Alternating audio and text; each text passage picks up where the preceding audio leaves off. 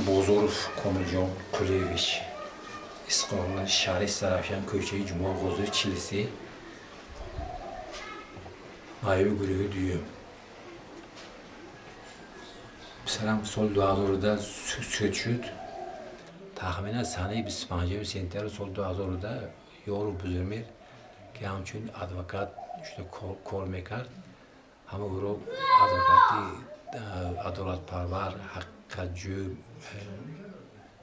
حقاجو میگفتند از من در شهر خوجند برای حل کارم یعنی از محبس آزاد کردن پسرم بازار دوزا شخصا در حجم $4000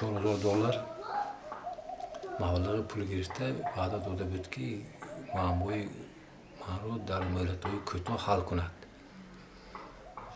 بعد این حالت من یک چند مرتبه به او مراجعت میکردم که معمای ما رو حل کند، اما بزرگمیر امروز فردا گویان مرا مردی سالخورده رو فریب میداد.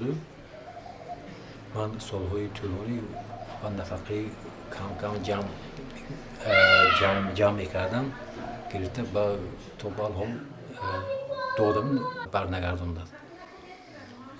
دیروز از خانه فرزندم شنیدم که اینترنت با یار بزرگی جایزه نامدار رو که ارزش €60,000 بوده است در اروپا نامنویس کردم که این حالت رو شنیده من در حیرت ماندم که